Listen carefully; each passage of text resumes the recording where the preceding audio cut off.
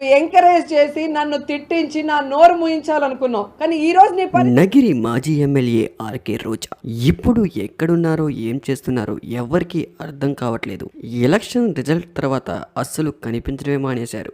Election కి ముందు విపరీతంగా వాగేసిన రోజా గారు మా జగనన్న వెంటకు కూడా పీకలేరు, పవర్ స్టార్ పవన్ కళ్యాణ్ ఎమ్మెల్యేగా కూడా గెలడం కష్టమంటూ నోటికి ఎలా వస్తే అలా వాగేసిన రోజా గారు ఎలక్షన్ రిజల్ట్ వచ్చిన తర్వాత అస్సలు కనిపించడం మానేశారు. అసలు ఉన్నారా, ఎక్కడికైనా వెళ్ళిపోయారా, అసలు ఏంటి అనేది అందరిలో ఆశ్చర్యాన్ని కలిగిస్తోంది. అయితే ఇంకో పక్క రోజాపై విపరీతమైన ట్రోల్స్ కూడా వస్తున్నాయి. ఈ ట్రోల్స్ అన్ని చూసి రోజా గారు ఒక్కసారిగా డిప్రెషన్ లోకి వెళ్ళిపోయినట్టు కనిపిస్తోంది. దయచేసి నన్ను ఎవరు ఇబ్బంది పెట్టొద్దంటూ ఎమోషనల్ అయినట్టు సమాచారం.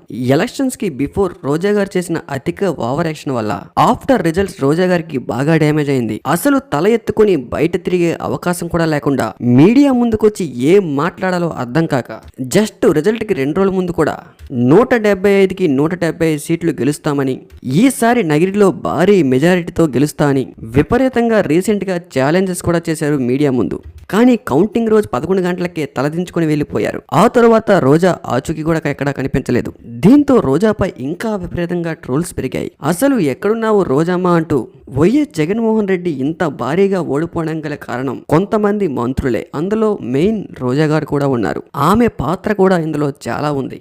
నోటికి ఎంతొస్తే అంత ఎడాపెడా మాట్లాడడం వల్ల ఇప్పుడు మీడియా ముందుకొచ్చి మాట్లాడే అవకాశం కూడా లేకుండా పోయింది.